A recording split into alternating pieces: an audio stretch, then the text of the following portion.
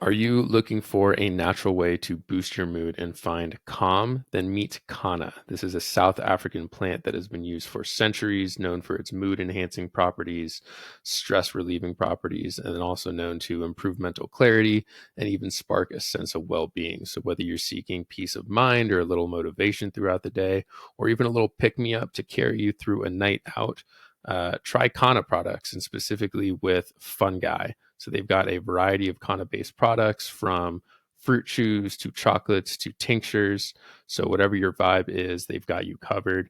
And if you use the link in the footnotes of this podcast to go to the website and then enter code TRIPSITTING, you will enjoy 15% off your order. So once again, go to the footnotes of this podcast to find the link.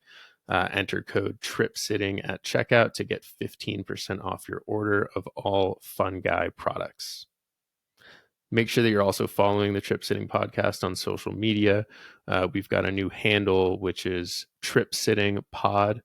So make sure you're following us. And if you feel called to do so, give us a rating on whatever podcast platform you're listening to this on so we can get in front of more viewers. Today on the Trip Sitting podcast, we welcome Shannon Duncan, who is an entrepreneur and author of Present Moment Awareness and his latest book, Coming Full Circle. I had the pleasure of reading Coming Full Circle, and it offers a really powerful blend of memoir and practical insights into healing trauma with psychedelics. Through his own journey, he unpacks the risks, rewards, and deep emotional work involved in using psychedelics to heal. So get ready for a conversation that explores transformation, vulnerability, and the path to true emotional healing.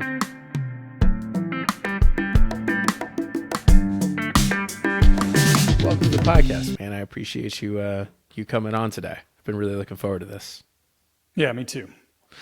I want to start by going way, way, way back, if you wouldn't mind, to your first book, Present Moment Awareness. And I'd love for you to talk a little bit about that and what inspired that book, and then we'll kind of move on to more present day stuff. Oh, sure. Yeah, boy. Present Moment Awareness last year had its 20th anniversary, which I guess I'm old enough to have a book that old, but it doesn't seem like I should be. And that was a book at a time where I was discovering self-awareness. I was discovering what it means to be more present in the moment and being, and so it was at that time, Eckhart Tolle's book, The Power of Now, was really big. And I enjoyed it, but I'm such a pragmatic person. I wanted something just kind of what's the most basic this could be made? What's the most basic example of being present to the moment could you summon? And that's kind of where that book came together. Originally, it was designed around, before we had phones with apps and stuff like that. We just had phones and pagers as regular cell phones with buttons. So you couldn't run apps. And so I had this little device made called the focus tool, and you'd wear it kind of like a pager, and it would go off randomly between 20 minutes and 2 hours apart. And when it did, you would do the exercises from the book, just, kind of like the meditation we just did. You just settle in and notice what you're perceiving. And that was pretty cool. And people seem to really like that. I just recently had somebody write me and ask me if I had the old instructions for it, because they still had theirs and it still worked. And thought that was pretty cool. With the focus tool as an app now. And anyway, so it started off as the book, Present Moment Awareness, started off as the instruction manual for the focus tool. And it just kept growing until it just kind of became its own thing, became its own book. And I originally released it on Amazon, and it hit 16th on Amazon very briefly. But it before I knew what a big deal that was a big deal, Was that when Amazon was actually just books? I can't remember. It would have been 20 years ago. I think they had other stuff, but not like they do now. But anyway, yeah. So it peaked at like 16th on Amazon, which was cool. Then plummeted after that, as most books do. But yeah, that was a cool thing. I got to travel around quite a bit. Oh, and I originally self-published, but then Eckhart Tolle's publisher approached me and asked me if they could take it over. And I'm like, all right, I didn't really know what that would mean, but then, they got me into some opportunities for speaking and presenting and doing book signings and all that kind of stuff. Did you ever get to meet Eckhart Tolle? No, I never did. That would have been cool. That would have been cool. Did you ever Or ask? really boring. I'm not sure. Yeah, true. Just being present, being still, being very now. Yeah. Yeah. So did you find, like, when you were, I mean, I assume read The Power of Now and then also in the creating of present moment awareness, like what what shifted for you in that time when it comes to your own healing? It was early in my healing process. I was working in therapy and I was looking at other modalities to see what that would help. And, I had quite a bit of childhood trauma weighing me down, and some of it I was aware of, and some of it I wasn't yet aware of. And some of it had been locked away pretty powerfully and didn't come out until many, many years later. But I found practicing bringing myself back into the moment, like noticing when I'm checked out, noticing when I'm in my head, noticing when I'm wrapped up in some emotional turmoil of some kind or another, or some emotional distraction. Bringing myself back just over and over and over again was a really powerful practice for just being aware, so that my emotions, whatever emotions were being churned up in the moment, because I was triggered a lot back in those days, weren't necessarily reality. I could have a better perspective on what I was feeling and how I was perceiving, and so that was really the value of it for me at that time. Gotcha. So then fast forwarding a little bit, when did you really start diving deep into like the healing of, some of that past trauma and doing that work, and also how did psychedelics play a role in that once you started going down that path? That's a great question. So during that time, I was experimenting with psychedelics. A little bit before that, before writing Present Moment Awareness, I had, and I talk about that in the book a bit. Somebody introduced me to LSD, and I got to see the really powerful internal reflective nature of insights and how amazing those could be. And like so many, I kind of thought that insights were what you get from psychedelics. That's how you heal. That's how things get better, as you get these insights of understanding and you see yourself from a different perspective, or your life problems from a different perspective. And it was helpful and it was healing, but it didn't ultimately change anything. And so, after Present Moment Awareness was out for a while, I had some life changes happen, and I just sank into a deep funk, a deep depression for many years. I really struggled with that. I struggled with suicidality. I, I worked with psychedelics trying to help myself. And I would take them and I would wonder, okay, what new insights am I going to get now that might help me? And I was always focused on that. Um, and it wasn't until about almost 6 years now, really 6 years in November, I got introduced to, uh, I had wanted to do DMT for a long time. I heard you can see these elves and you travel to fantastic lands. And I thought, holy crap, that sounds amazing. I want to try that. And I heard about a guy doing DMT up in the San Francisco Bay Area, offering group settings. And so I signed up and I went to do it. And when I got there, it was much more formal than I was expecting. We had these classes on how to breathe through this little pipe, and there were 6 participants there, but we would each go in separately to have our experiences.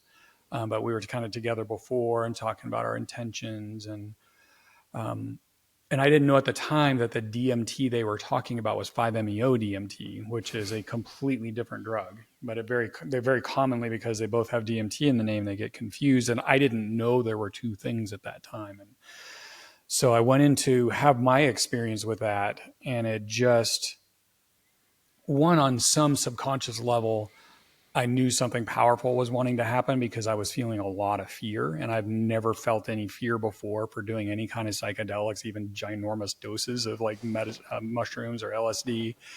I could just always just jump in and go do it. And all of a sudden my heart's racing and I'm thinking I might get up and run out of the room, or maybe I'm going to throw up. I'm not sure what I'm going to do. And I tell my guide, man, I'm really scared about this. And he put his hand on my chest and he just encouraged me to breathe. And he said, let me know when you're ready. And took a couple minutes and got my shit together. And then I hit the pipe. And as soon as it started hitting me, we're talking just milliseconds of time, I knew that this wasn't what I thought it was. I accepted in that moment that, okay, this wasn't the elf DMT that I thought I was going to be doing. And I could feel like myself coming apart at a cellular level.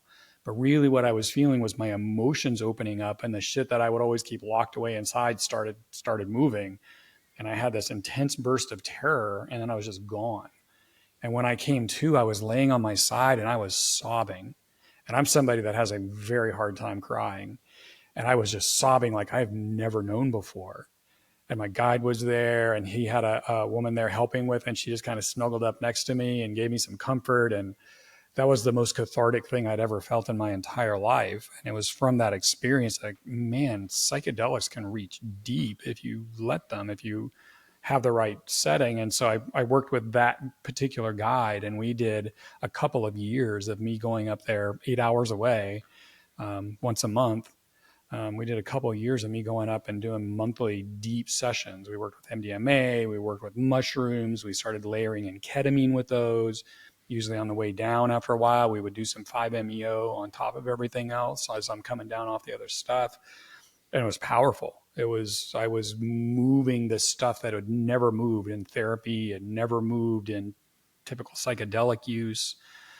And that's really one of the things I wanted to share in coming full circle, is there's this whole other realm of working with psychedelics that isn't about insights. Insights are putting your toes in the water compared to what's possible.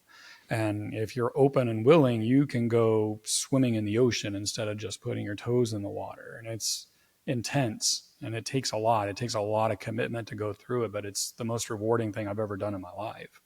I mean, my life. And it's not just, I didn't experience change like most people. Like, I did psychedelics and it changed my life forever. That's always out there, right? And it's just like, well, people have a lot of big experiences and they feel like, oh, well, this is all there is, and they have no idea. And then they turn around and say, well, I'm going to be a psychedelic guide now. And so the marketplace is just flooded with knuckleheads that have no idea what they're doing, but they really think they do. And so I put together Coming Full Circle to share what it looks like to actually facilitate authentic change in how you operate at the most fundamental levels of who you are, how your body reacts to situations in your life before you're even consciously aware that they're starting to react. It changes at that level. Just how you perceive is shifted, which is not going to happen with just insights. And so that's a big part of what I shared in Coming Full Circle, is that understanding. So if somebody's thinking about approaching psychedelics to heal, they can have that in mind. Mm. So much incredible stuff that you just touched on that we're going to dive deeper into. So the first thing that I want to touch on there is kind of regarding the different types of psychedelic experiences that people can have. And it's something that you talk about in the book, but I'd love for you to elaborate on what those types of experiences are and how Sure. they might even actually play with each other sometimes. Sure. Yeah. So, the anybody that's just played around with psychedelics, maybe at a music festival, or you're hanging out with friends, or you're at Burning Man, or camping. It's that's recreational, right? You're there to have a good time. And I have, and many people have had powerful insights come through, powerful understanding. Sometimes you don't know what's happening, but you break down and cry, and you let something go a little bit, and that can feel really good, a little catharsis.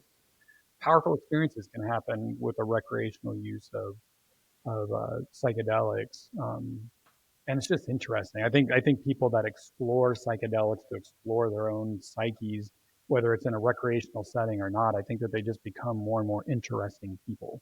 Their neural networks get more intricately connected. Interesting is I think a good word for it. I've Yeah, certainly met some really interesting people in the fish lot. well, sometimes they can get a little weird. Yeah, sometimes sometimes it can turn kind of pseudo spiritual, or yeah, sometimes it can take on kind of a context and a narrative that gets really strange. Hmm. But people that just kind of go in and then they just come back to their everyday life and they don't make big stories about it, but they reflect on what they experienced. I think that makes deeper, richer, more interesting humans than those that just have their life and this is what it's like and this is what's true and here we go. You know what I mean? Yeah. But and then after recreational is in the book what I called expansive experiences. That's where you're going into it intending to be expanded, like a spiritual experience. A lot of retreats are like this. And, sometimes they call them healing retreats, but they're they will reserve judgment on that, I guess. But it's expansive. It's just moving into a space that's bigger than your everyday self, and you get to have these insights about yourself, these views of yourself from a higher perspective, and those can be life changing. Those can be very helpful. Sometimes those can be healing. Kind of intertwined with that is ceremonial use or ritual use, which there are cultures that have used various psychedelic substances in a ritual way for millennia, rites of passage. That all fits into expansive use. And, expansive use is going into it with an intention, not just of having a nice time, which usually you're planning to have a nice time. If it's maybe a little challenging at times, the overall experience is meant to be positive and uplifting and good for you. And that, most psychedelic therapy fits into that. Most of what gets offered as psychedelic healing is that. And it is that because the person offering the facilitation, the guidance, has never gone deep in themselves. So what they're offering is just what they know. And believe it or not, the space they hold really affects where you can go in that journey. And then beyond that is what I call medicine work. And medicine work is where you intentionally go into the dark and scary places, your own shadow realm, if you will, what Jung would have called the shadows, the shadow realm. And you're confronting the difficult aspects of yourself with the sincere intention that you're helping yourself to heal.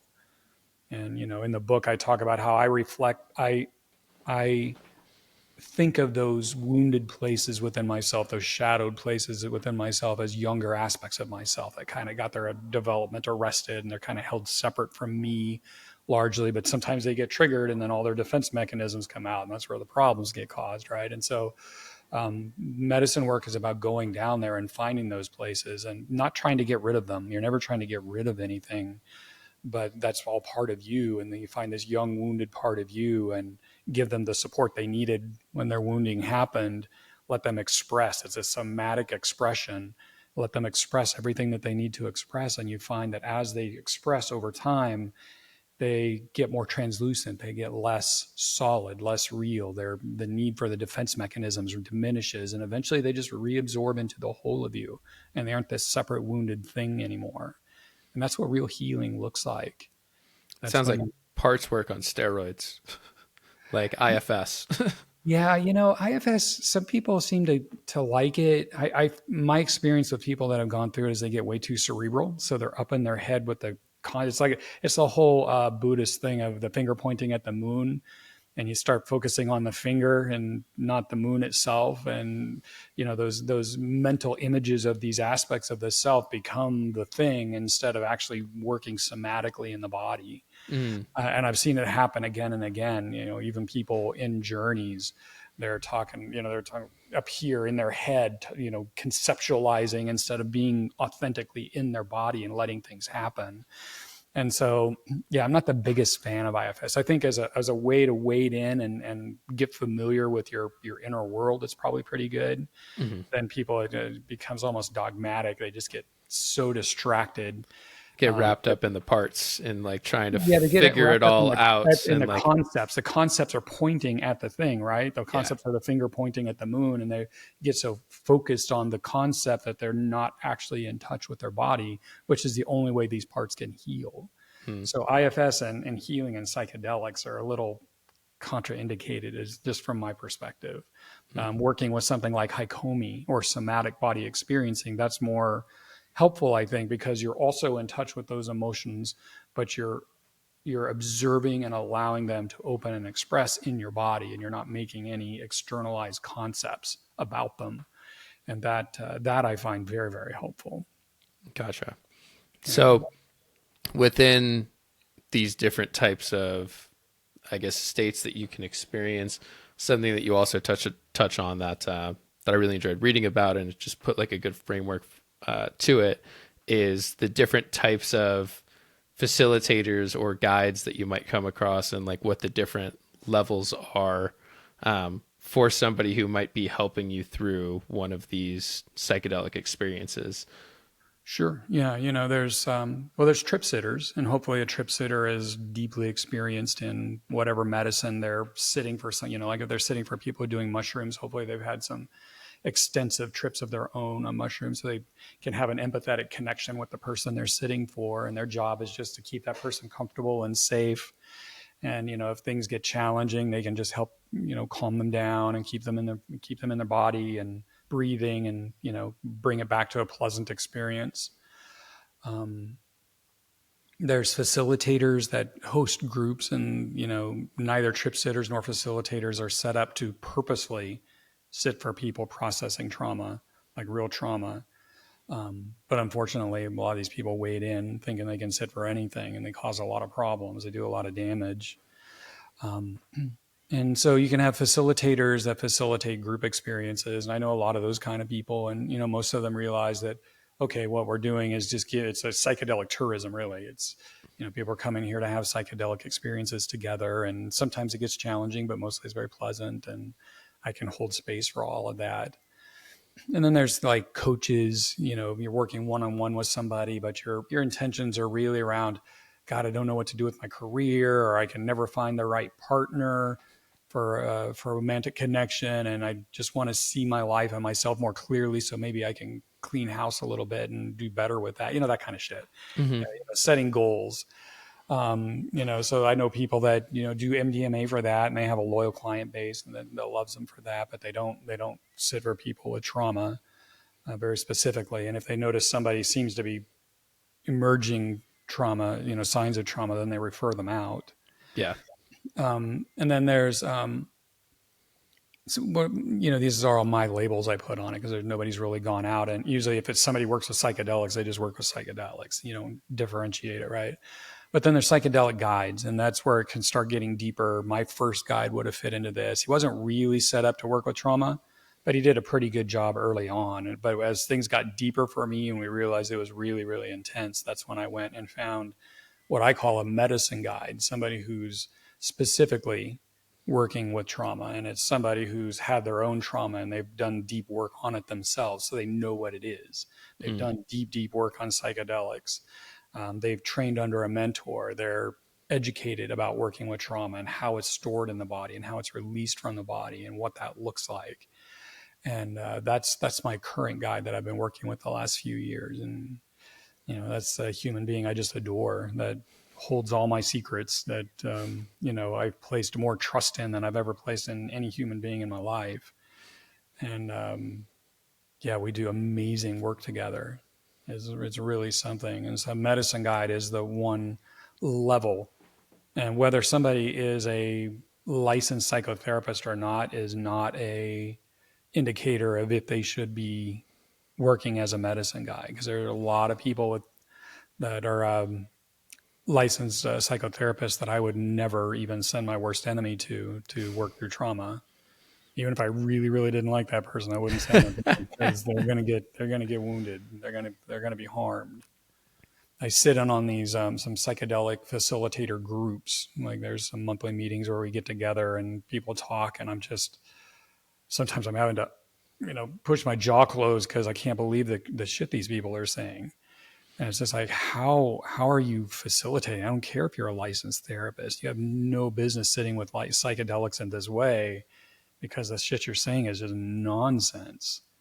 And that's one of the So, big things I really wanted people to understand with coming full circle, is to, one, understand what it looks like to actually heal with psychedelics, but two, to understand that there are a lot of well-intended, severely misguided people that think they know what they're talking about when they talk about psychedelics and healing with psychedelics. And they think they're a big shot because they're a guide, that have no business doing this work. And if I just based on my own experience of moving through this population of guides, I would say 90% of them have no business doing this in any way whatsoever. And even less than that have any business sitting with people processing trauma. There's just people go and they have these big experiences. And one of the first things, if you've never had a guided psychedelic experience one of the first things that happens if you had a powerful feeling experience is you come out of it and there's this glow and it reflects off of your guide. And you look at that guide and you just have just such awe and gratitude. And for so many people, it's like, I want to be that guy. I want to be like that. I want somebody to look at me like I just look at them. And that's the number one thing that brings people in to be psychedelic facilitators. The number one thing that is, whether they'll admit it out loud or not, because everybody devolves into, oh, I just want to help others and, Hmm. all this. But the number one thing is this gives them a sense of meaning. It gives them a sense of purpose. It gives them a sense of importance. It gives them a sense of feeling powerful. But at best, what the people sitting with them get is benign, and at worst, is they get deeply traumatized because this person has no idea how to hold that space. And I talk about this quite a bit in Coming Full Circle. So if somebody's looking for a guide, they know what to look for.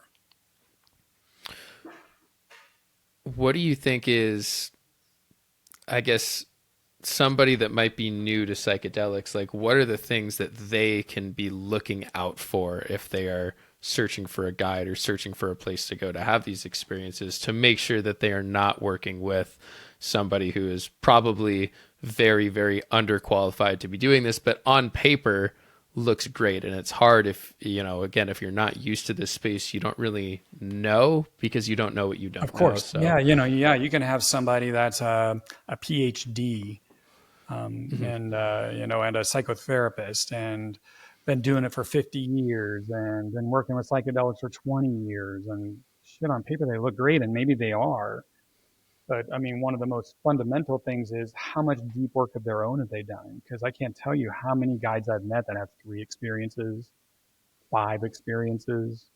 And if they have less than 100, they shouldn't be touching this. They have less than, and I'm being serious. I mean, if they have less than 50 or 100 deep experiences going deep into themselves, and they understand the difference between the power of having insights versus the power of somatic expression, if they have you coming into an office where it's expected you're going to stay quiet the whole time because there's a dentist right on the other side of the wall, or there's people walking up and down the hallway, they don't know what they're doing, because sometimes the experience on psychedelics needs to be loud. And if you can't scream or curse or cry or just be comfortable to let it all hang out no matter what it is, you're not in a place that's safe for you to do real work with psychedelics. I mean, I know somebody that does psychedelic retreats. He's got this beautiful dome, but he's got a neighbor that's very close. And so everybody's always told, oh, you got to keep it kind of quiet. You need to scream into a pillow. But shit, if you're deep in a psychedelic moment, you might not think to scream into a pillow. It just comes out. And so, it's tough because there's these people that are well-meaning, but they just don't understand what this really is and what it really looks like when you start moving real trauma. But nothing usually actually changes for a person in their life if they're not allowed to go deep like that, if they're not given the freedom to express in any way that they need to. Mhm. Yeah. So, what are maybe some of the questions that people should be asking these people before they potentially step into one of those spaces? What qualifies you to be a psychedelic guide? If you're specifically looking for somebody to hold space to very intentionally process things that are traumatic or very difficult for you, what qualifies you to hold this kind of space? What kind of your own psychedelic experiences have you had? What kind of guided psychedelic experiences have you had? What do you think is the anticipated benefit of doing a session like this with you? And if they come back and they're talking about insights and understandings, then you're dealing with somebody that's never really gone deep. They don't understand the difference. Yeah. And in Coming Full Circle, I give there's a whole chapter on these questions to ask. I can't quite remember them all off the top of my head, but that's the idea is you come up with some good questions because you're just really trying to understand, has this person done actual deep work themselves? Do they even know what that means versus just having psychedelic experiences and getting insights? And what kind of growth have they seen in their life from doing this work? Because, if you're working with somebody that's had some psychedelic experiences, but they're basically the same as when they started, what are they really offering you? Hmm. There's this cheerleading that happens in the psychedelic scenes. Yeah, just do the psychedelics and your life will get better. Do the psychedelic. You hear that shit all the time, right? Especially the social media influencers. I just like, the more they post, the less they know. The Yeah. more they post, the less they know. That's just a good rule of thumb for garnering information off of social media about psychedelics. To just kind of like pause right there and talk about, I mean, that what you're touching on is like, psychedelics are not the thing. Psychedelics are a tool to help you heal the thing. And Yeah. so, and it's not like you even necessarily need psychedelics to do that. I think psychedelics can certainly help, and they can accelerate the process. But what you're really trying to solve for is something that is very outside of the realm of just psychedelics. Well, Um, psychedelics can help get you out of your own way. yeah, Like, my experience was, I was intensely defended against going up against coming up close to certain memories, certain feelings, and no amount of talk therapy was ever going to get me in there. Right? It's never even got me close.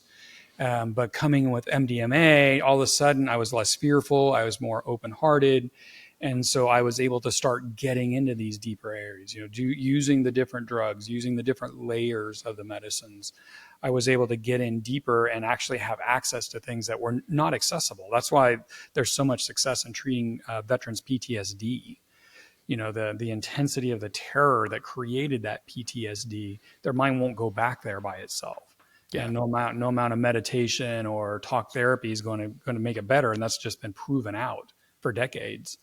But they can go in with MDMA, and all of a sudden they can have a conversation about what happened, a conversation about their feelings. They can feel safe.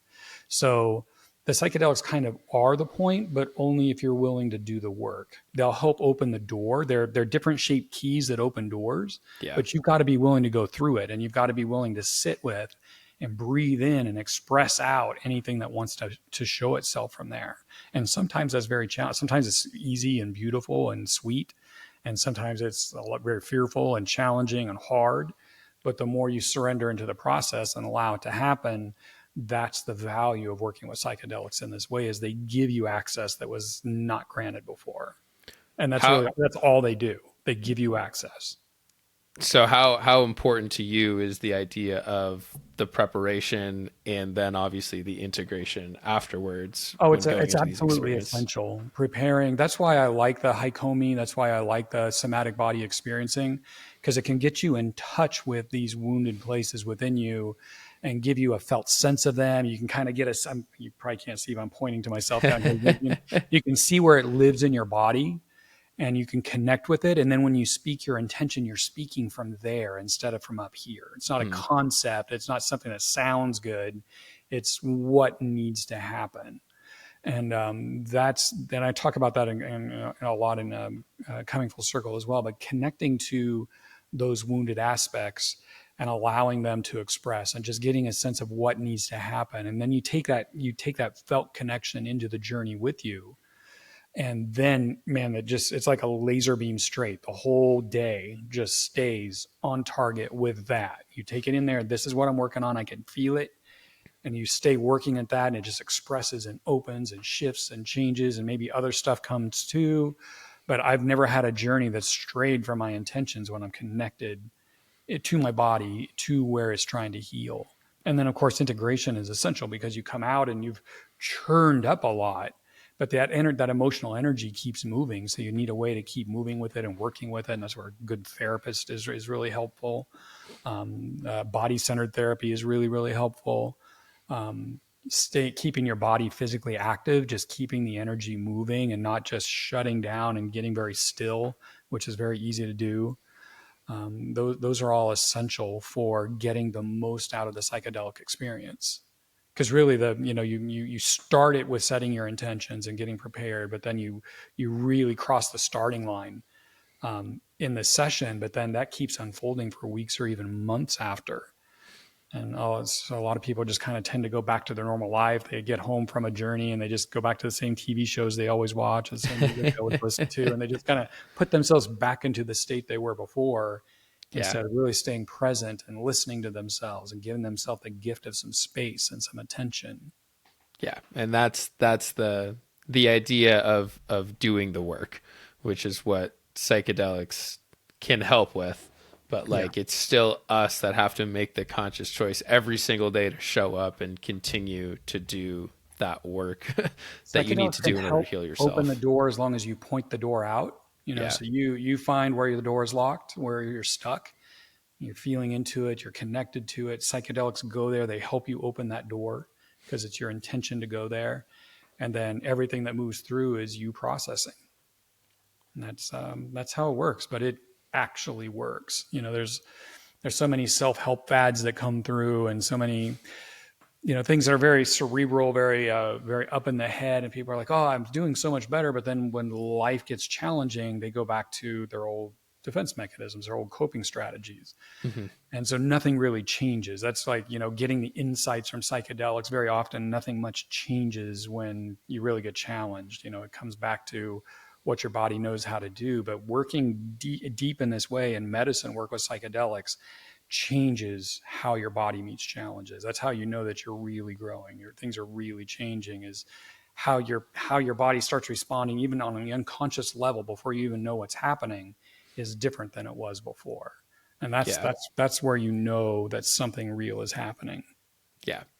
And I do want to touch on the fact that as you're going through this process, and I guess this is my experience, but like you're going to make mistakes and like you're probably going to like fall back into some of those same Mhm. patterns, but it becomes much easier to notice it before you get too deep into them and simply notice like, oh shit, I'm going back again. Okay, wait, center myself. Okay, now Exactly. what's the new path I'm going to take? But like you're going to continue to fall back Of while you're course. going through Yeah. this I was process. speaking more over time. Yeah, So like for you, sure. you have these experiences, and like a year later, 2 years later, you notice that you just respond differently. It's And like, oh in, shit. in, in coming full circle, I talk about expansion and contraction, how it's normal to come out in a very expanded state and everything feels so different. Then you can kind of feel things settling back in. It can be a little distressing.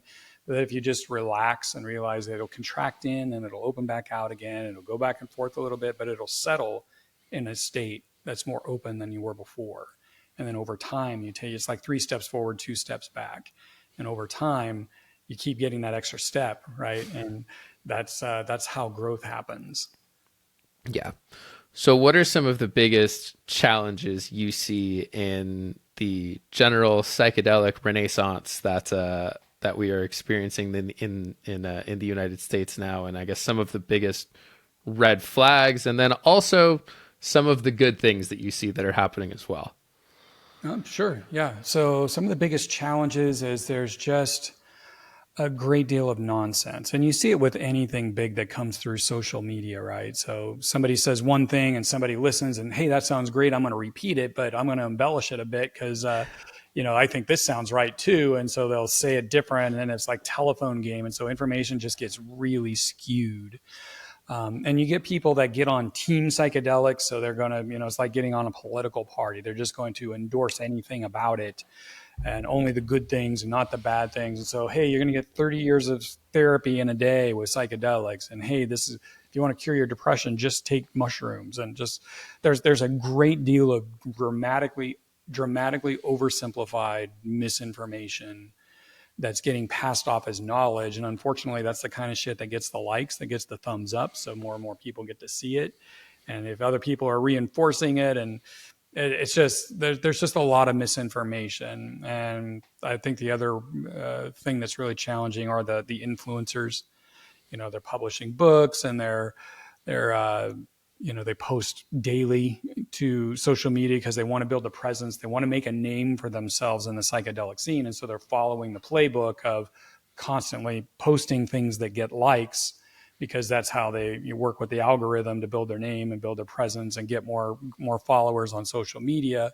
But unfortunately, the things that get likes aren't the things that are really helpful with psychedelics. Saying that psychedelics are easy and they should be accessible for everyone, and hooray, we're all healing now, and it's a march towards nirvana, and just all the nonsense that gets likes. And you throw in a bunch of spiritual cliches. Oh, let's talk about abundance now, and let's just tie in all the spiritual stuff with psychedelics. That also gets a lot more likes. And now I'm going to put some kitten memes up, and just whatever. It's a mess because the loudest voices are the least qualified to be speaking, and the people I know that are the most qualified to speak are too busy helping people to heal to be dealing with social media in that way. And that's one of the biggest problems, is just the voices that are out there cheerleading the movement are pushing just a ton of misinformation. And that's one of the reasons I tried getting back on. I was away from social media for over 15 years. I came back to LinkedIn to promote coming full circle, but I couldn't stand it. It just churned my stomach every time I'd come on and I'd see a 21-year-old talk about how now they're a psychedelic facilitator because they went to some weekend classes and did some stuff online. And I'm just like, oh God, oh God. But they post every day, so people take them seriously. And it's just scary. It's actually really scary that people think that you can, back in the day when CrossFit was new, people would have never had muscles before were going to CrossFit, and all of a sudden they've got deltoids and they're like, oh my God. So they take out a second mortgage on their house and they open a CrossFit gym. No training, no background in exercise physiology. They don't have years of their own exercise experience. They got super hyped up about it, and they saw an opportunity, and they get to feel important being the leader of this thing and writing the workout of the day every day. And so they open a CrossFit gym, and those are the gyms where people were snapping their shoulders out of socket and snapping their spines, doing dangerous exercises. And it's just the same thing over and over again. But the fad of psychedelics will pass, and hopefully a lot of these people will settle out and go do whatever the next fad is, and leave the people that know what they're doing to help others. Positive side, we continue, the movement keeps continuing to try to get this accessible and paid for by insurance for veterans and people with PTSD. It keeps stepping very slowly forward to being a viable treatment option for other people with trauma, treatment resistant trauma. Um, it's concerning because what is viewed as good legal practice is too limited to actually be really useful. What they do for maps is, it's helpful for some people, but not, for 3 sessions. But beyond 3 sessions, if you want to keep doing the work, you're going to need a different protocol. You're going to need a different, and unfortunately, the only way to do that now is in the underground. And then you got to navigate finding somebody that knows what the hell they're doing. Well, finding somebody in the first place, and then finding somebody that actually knows what they're doing. Yeah. I'm this is kind of random, but like, what is your take on ketamine therapy? I am a fan of ketamine for doing deep work. I am not a fan of using ketamine similar to how people use antidepressants. Like, we're just going to put this chemical in your system and it's going to do something magical that, we have to be honest, we have no idea what that might be, but it does something. And then you're going to feel better, maybe, if you're in the 60% of people that respond to ketamine in this way. Um, and then there's take home ketamine with remote guidance. And I I strongly feel that any kind of psychedelic telehealth, psychedelic support via Zoom, support via phone is criminally negligent. And those people should go to prison because they're just taking advantage of working the numbers to keep people buying ketamine to ship to their home. And they're also creating addicts. Ketamine isn't physically addictive like heroin, but it is definitely psychologically addictive. And just sending that, I've already heard about people get this coming home, but they run out soon because they start taking more to deepen the experience. And then they start looking for it on the street. And unfortunately, some of them are crossing it with fentanyl, and that's got its own problems. Um, the way psychedelic, the ketamine treatments, like the pump and dump clinics where you go in and they hook you up to an IV and you sit in a chair and they come in and shine a flashlight in your eyes every 20 minutes. There's no benefit to that. I mean, maybe somebody will see a little relief from their depression initially, but you're not healing anything. You're just doing symptom treatment for something that wears off very quickly. There are some ketamine clinics where you go in and it's like a group experience and it's kind of more ceremonial and everybody has a very deep experience, but it's held pretty well. And I think that those can be marginally helpful. That's more in that expansive experience Hmm. place. But I personally have worked with large dose ketamine in one-on-one guided therapy sessions, and I saw huge benefit. I mean, massive cathartic releasing and profound shifts and changes right away in my life that have endured months now. So, ketamine is a powerful tool in the psychedelic toolbox. It needs to be used properly and properly supported, and it needs to be in a in a in a guided. I think it needs to be in a guided ceremony, just like you would do for MDMA or um, mushrooms or anything else.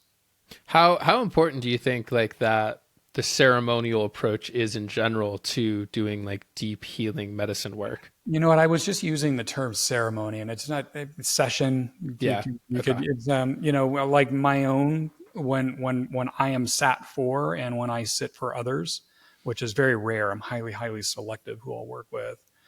Um, we sit down and we do sage, and not because I think sage does some kind of magical something, but it's just another level of setting an intention that okay, before the sage is the outside world and me. When we're doing the sage, I'm just letting go, and my guide is letting go of anything that doesn't have to do with this work we're doing right now. And then at the end of the session, we sage again and we close the session. Hmm. And that's about as ceremonial as it gets. Yeah.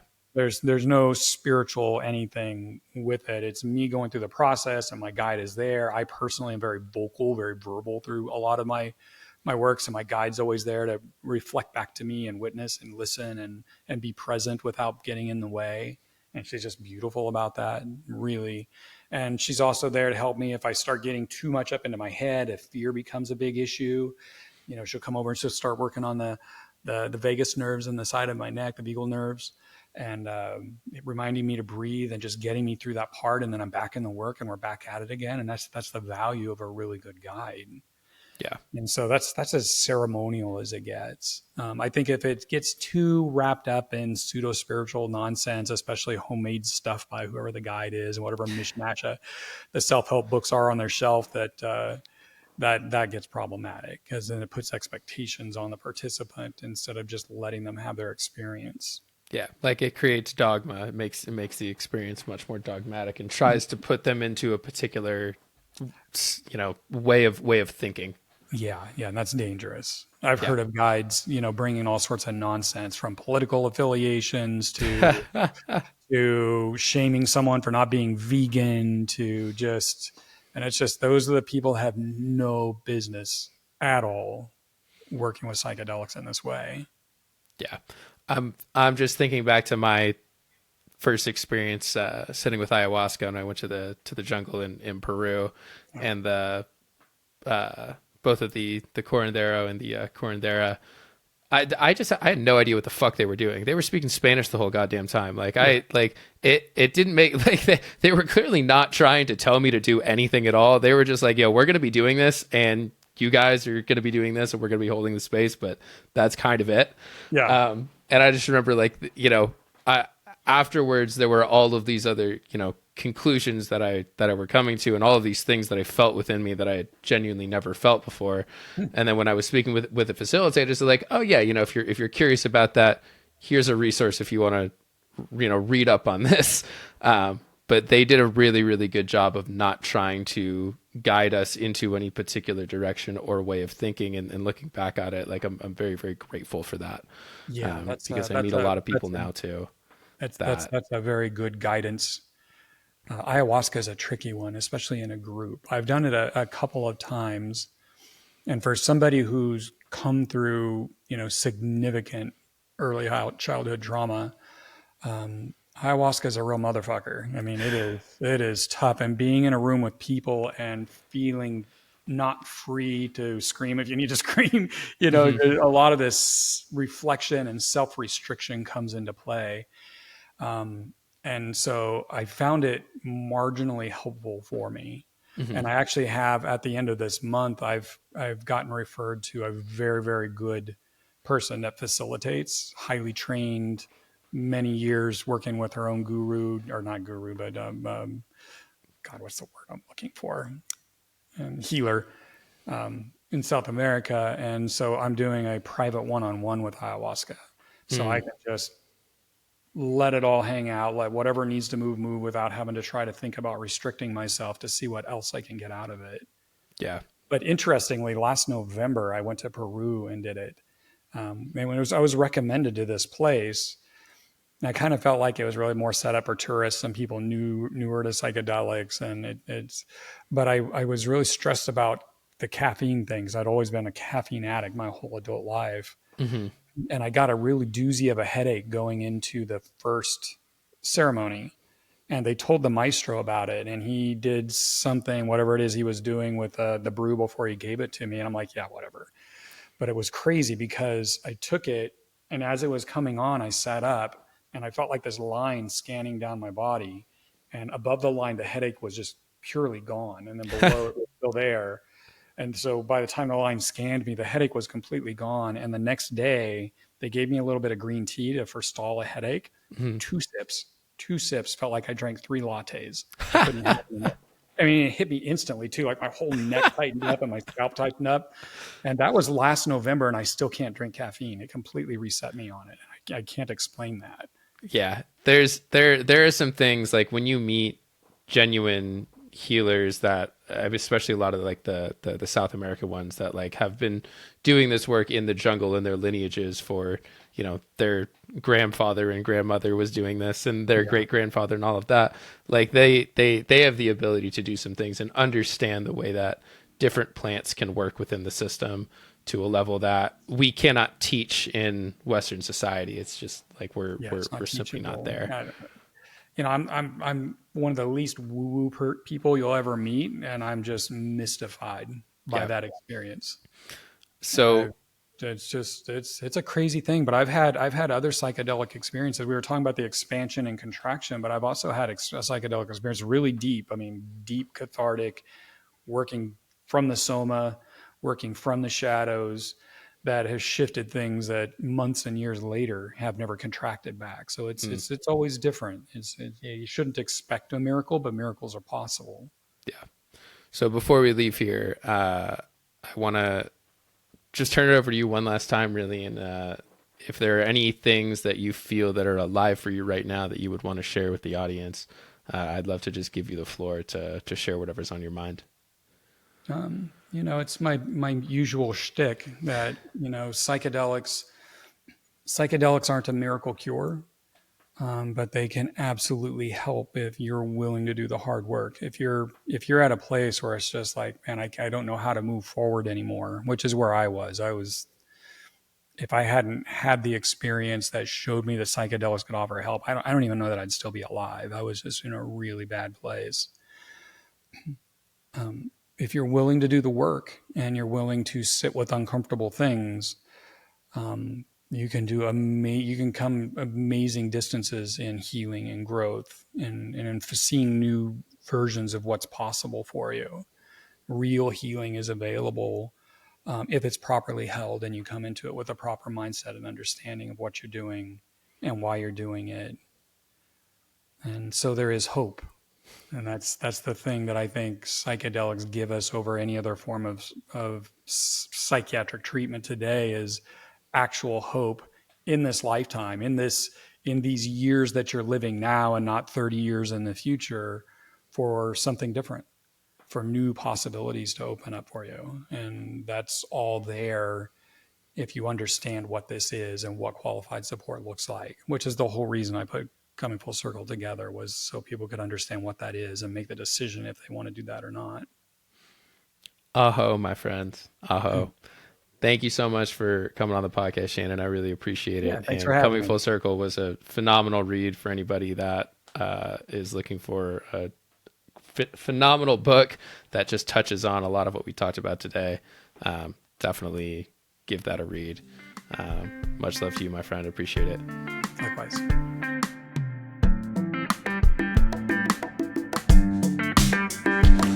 Thank you, everybody, for listening. And thank you again to Shannon for coming on the podcast. That is all I got for you today. If you're interested in getting in contact with me, shoot me a DM on social media or send me an email at tripsittingblog@gmail.com.